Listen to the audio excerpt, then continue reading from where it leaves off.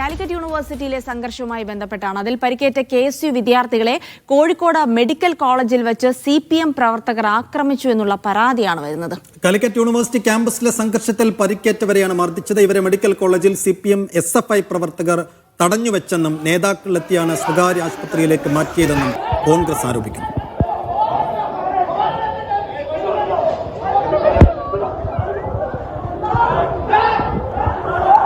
ഷബീർ തുടരുന്നുണ്ട്. ഷബീർ, ഇവിടെ എന്താണ് സംഭവിച്ചത്?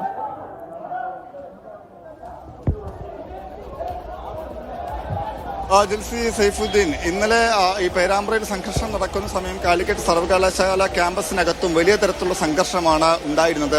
മണിക്കൂറുകളോളം നീണ്ടുന്ന സംഘർഷമായിരുന്നു കാലിക്കറ്റ് സർവകലാശാല ക്യാമ്പസിനകത്തുണ്ടായിരുന്നത്.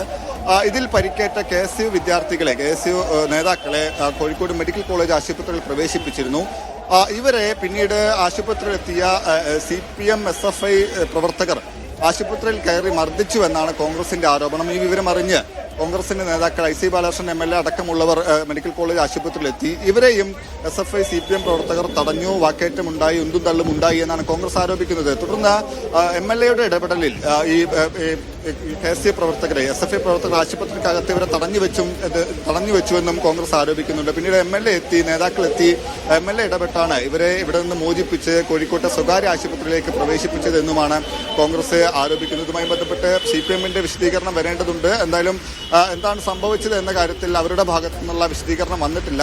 എന്നാലും ഗുരുതരമായ ആരോപണമാണ് കോൺഗ്രസ് നേതാക്കൾ ഇപ്പോൾ SFIക്കെതിരെ, CPMനെതിരെ ഉന്നയിച്ചിട്ടുള്ളത്. അതായത് ആശുപത്രിയിൽ ചികിത്സ തേടിയ KSU വിദ്യാർത്ഥികളെ, പരിക്കേറ്റ വിദ്യാർത്ഥികളെ ആശുപത്രിക്കകത്ത് കയറി മർദ്ദിച്ചു എന്നാണ് കോൺഗ്രസിന്റെ ആരോപണം. സ്ഥലത്തെത്തിയ MLA അടക്കമുള്ള നേതാക്കളെയും ഇവർ തടഞ്ഞു, പ്രകോപനം ഉണ്ടാക്കിയെന്നുമാണ് കോൺഗ്രസ് ആരോപിക്കുന്നത്.